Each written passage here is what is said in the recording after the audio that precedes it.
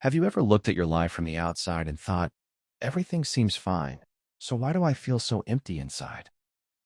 Sometimes it happens in the quietest moments. You're sitting alone, maybe scrolling through your phone, seeing people laugh, travel, celebrate. And if someone looked at your life, they might say you're doing okay too. You have things, you have routines, maybe even achievements. But deep down, there's this strange feeling, like something is missing, and you don't even know what it is. You wake up, go through your day, talk to people, maybe even smile. But when the day ends and everything slows down, that feeling comes back. That quiet emptiness. Not loud, not dramatic, just there. And it stays. Many people don't realize that emptiness doesn't always come from having nothing. Sometimes it comes from having everything except what truly matters to you. And that's what makes it confusing, because you can't easily explain it. You can't point at one problem and say, that's the reason.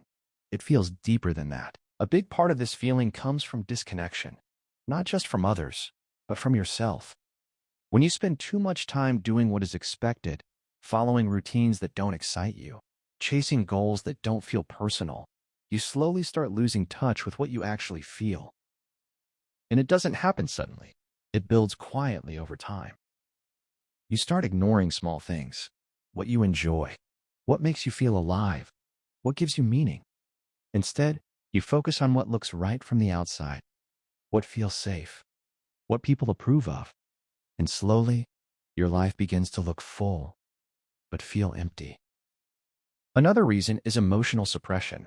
Many people learn to hide what they feel, to stay strong, to not complain, to keep going. And at first, it feels like control. But over time, those unexpressed emotions don't disappear. They just sit inside you. And when emotions stay trapped for too long, they don't feel like sadness or anger anymore. They turn into emptiness, because you're no longer connected to what you feel. It's like your mind creates a blank space just to cope. There's also the pressure of perfection, the idea that life should look a certain way, that you should be happy if things are going well, that you shouldn't feel lost if you're not struggling. So when emptiness shows up, you start questioning yourself. Why do I feel like this? There's nothing wrong with my life. And that thought makes it even harder, because now you're not just feeling empty, you're feeling guilty for feeling empty.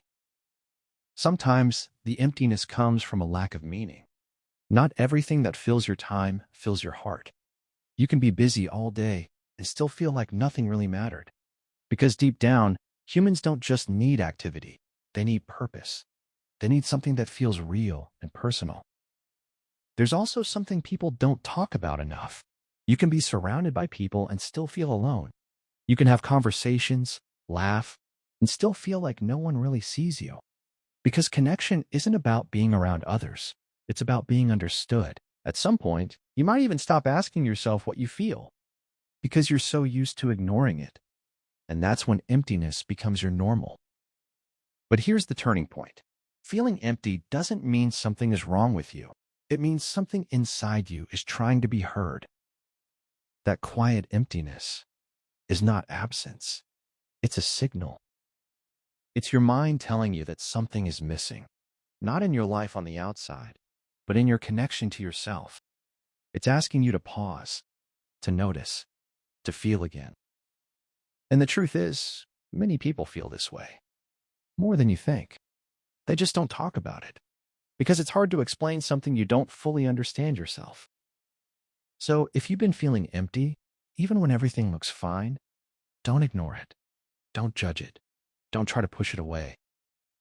Listen to it. Because sometimes emptiness isn't telling you that your life is lacking. It's telling you that your soul is ready to be heard.